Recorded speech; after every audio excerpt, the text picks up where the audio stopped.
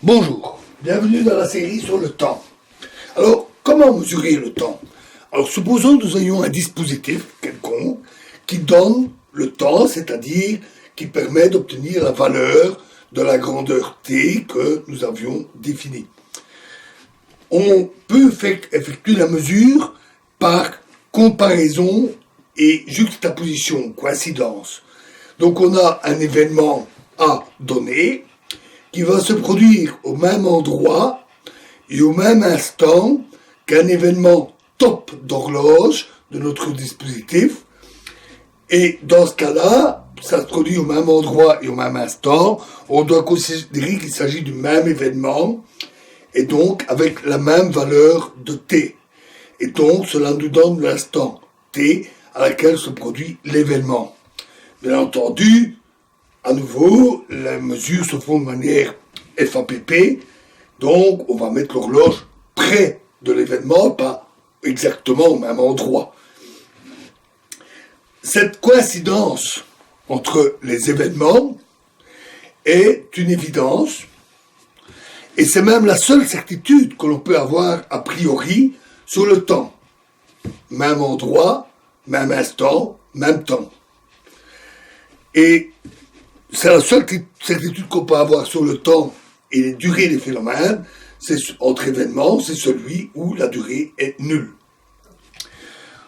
On a aussi besoin pour l'horloge d'une succession d'événements. Si elle ne sert qu'une fois, elle n'est pas très utile.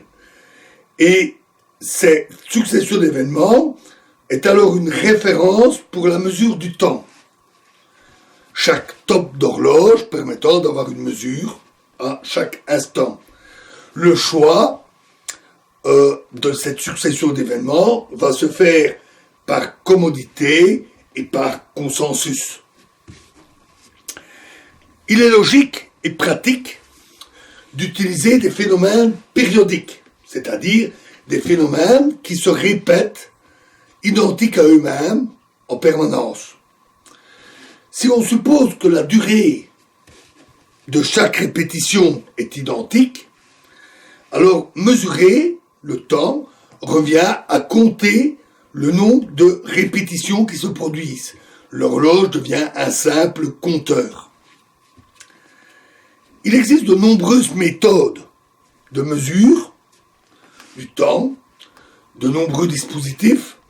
Il n'y a pas besoin ici d'être exhaustif, de vouloir tout récapituler, ni d'entrer dans tous les détails de fonctionnement des horloges.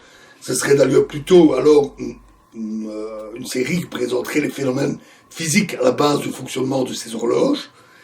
Il suffira ici pour notre propos de connaître quelques méthodes, leurs caractéristiques, leur intérêt.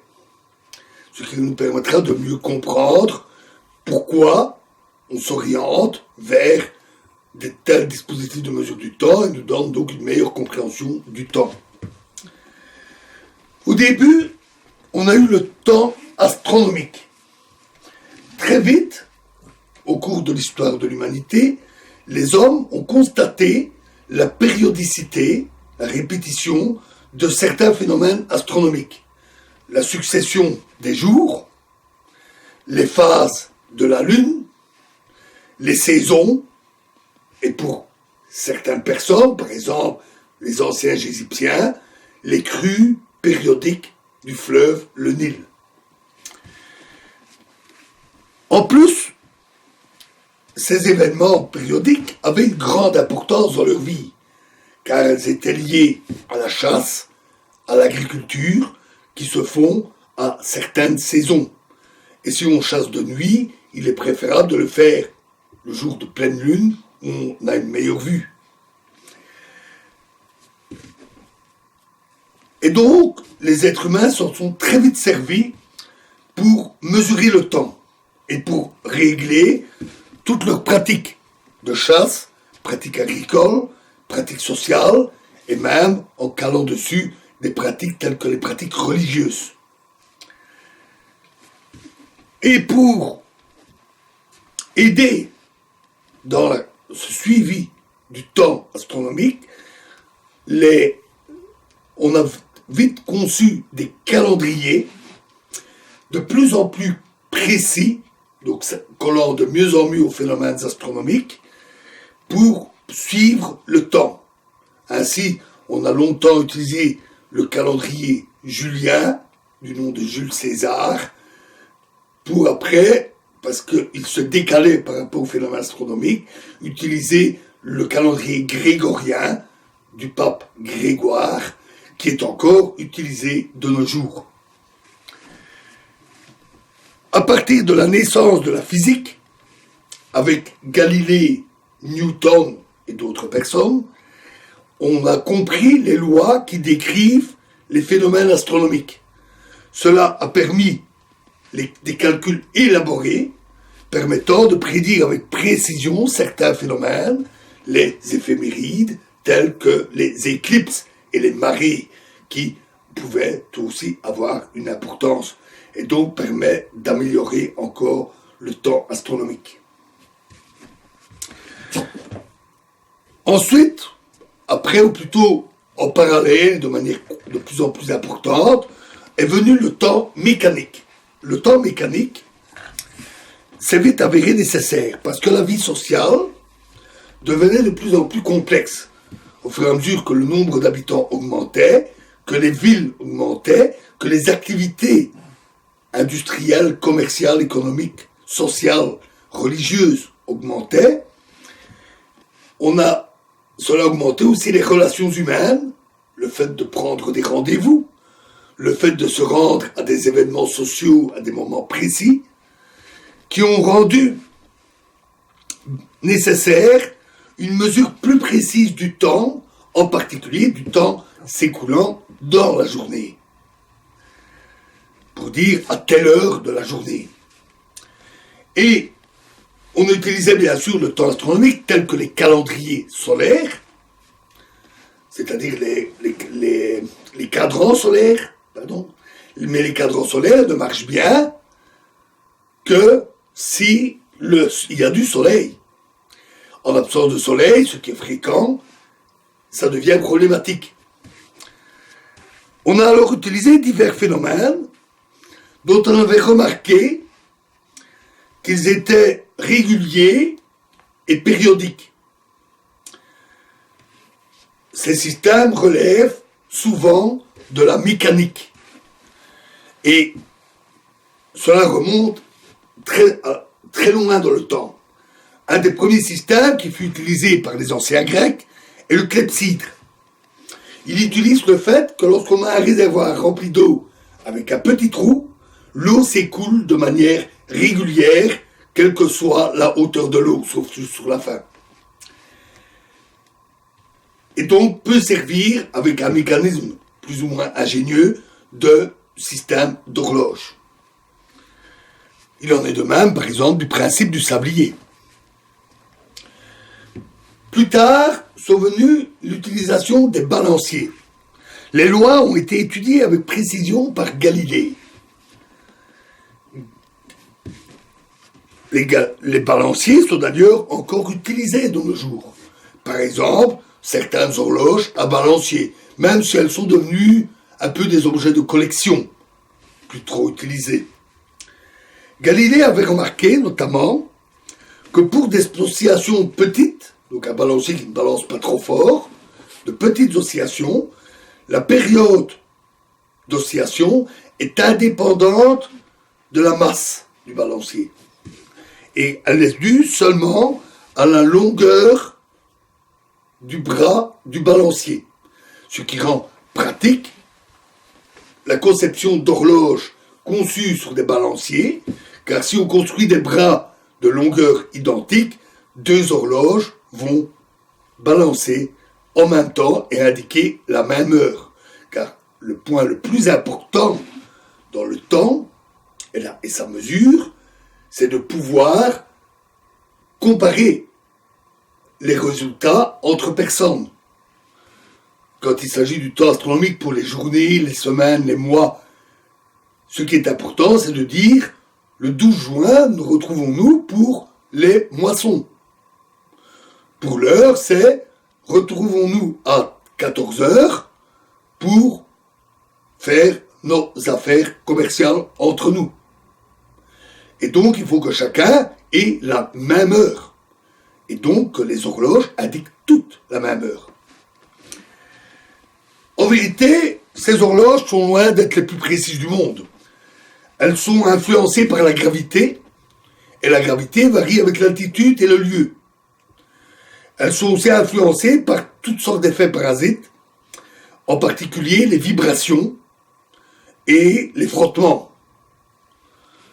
La plupart des gens qui ont des horloges à balancier ont vite remarqué qu'elles avaient tendance à avancer ou retarder assez facilement. Avec l'amélioration des techniques mécaniques, on commença à s'intéresser aux ressorts. Les ressorts donnent aussi des vibrations régulières. On mit alors au point des mécanismes ingénieux comme le mécanisme d'échappement, une espèce d'encre qui vient s'accrocher régulièrement, poussée par un ressort, et qui ainsi oscille de manière très régulière. On peut ainsi construire des mécanismes d'horlogerie précis et stables. Et les gens commencèrent à utiliser des horloges avec de tels mécanismes et même des montres. Alors au début des grosses montres, puis des montres de plus en plus petites, au fur et à mesure que la mécanique s'améliorait. Une montre actuelle mécanique, purement mécanique, contient des engrenages et des dispositifs très petits.